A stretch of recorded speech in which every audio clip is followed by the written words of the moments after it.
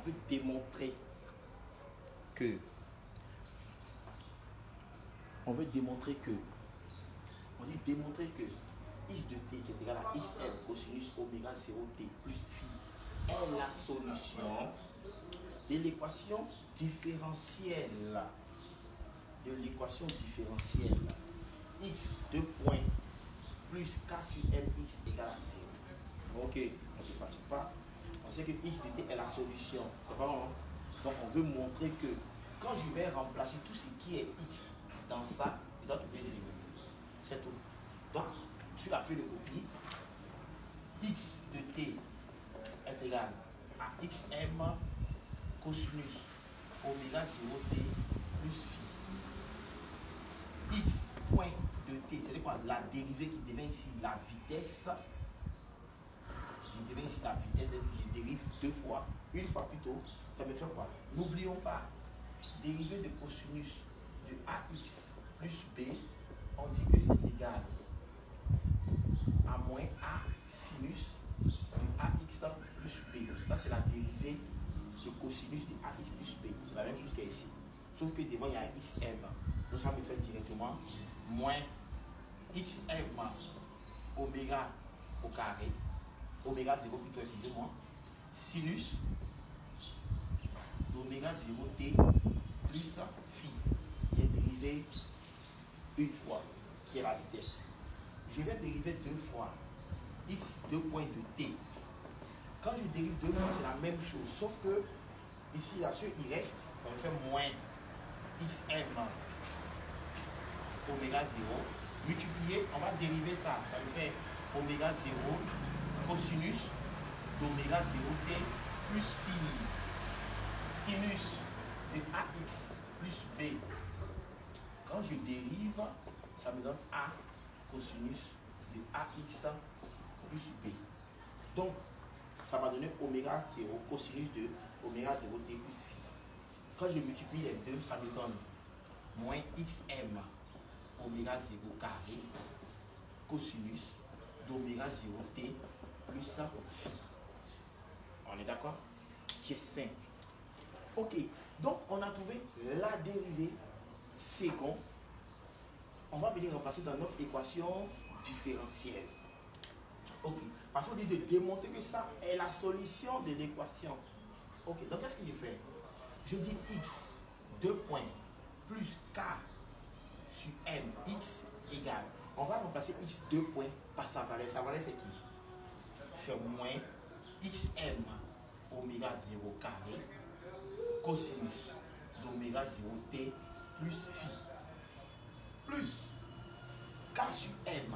J'ai écrit k sur m. X, il faut qu'on voyait par sa valeur c'est qui? C'est ça. Ça te fait xm cosinus oméga 0t plus phi.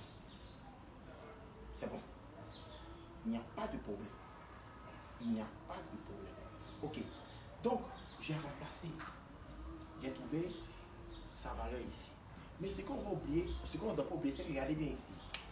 Dans la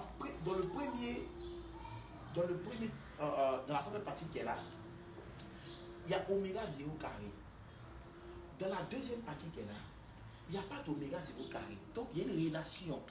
Or, oméga 0 est égal à racine de k sur m. Donc, ici, c'est implique que oméga 0 carré est égal à k sur m. Donc, ça veut dire quoi? Je peux remplacer k sur m par oméga 0 carré. Pour utiliser en bas, qui est égal moins xm oméga 0 carré cosinus d'oméga 0t plus phi plus xm oméga 0 carré. J'ai remplacé k sur m par oméga 0 carré cosinus d'oméga 0t plus phi. Regardez bien, c'est la même chose, sauf que l'autre est moins, l'autre est plus. Donc c'est égal à 0. Donc, x de t qui est égal à xm cosinus oméga 0t plus phi est la solution de x2 points plus k sur mx. égale à quoi? 0. Déterminé. C'est tout. On est d'accord? Bon, voici la méthode, voici la démonstration.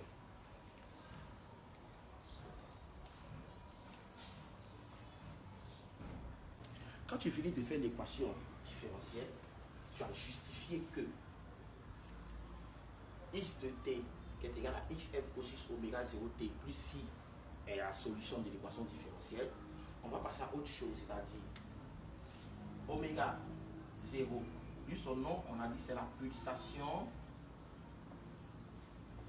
propre. C'est la pulsation propre. Donc oméga 0 est égal à racine carrée de k sur m. Il s'exprime en radian par seconde. On est d'accord? On va parler du temps T0. T0, c'est la période. C'est égal à 2pi sur oméga. On est d'accord? Donc ça peut faire 2pi sur racine carrée de k sur m, qui est égal à 2pi racine carrée de m sur k. Lui là, il s'exprime en secondes. On est d'accord? Ok. On passe au prochain, qui est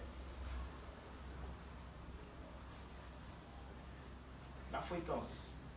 La fréquence, c'est l'inverse de la période, ou c'est égal aussi à oméga 0 sur 2pi. Donc, si on continue, ça te fait 1 sur 2pi racine carrée de k sur m. Lui s'exprime en hertz. Ok. Maintenant, nous sommes en énergie, excusez-moi, nous sommes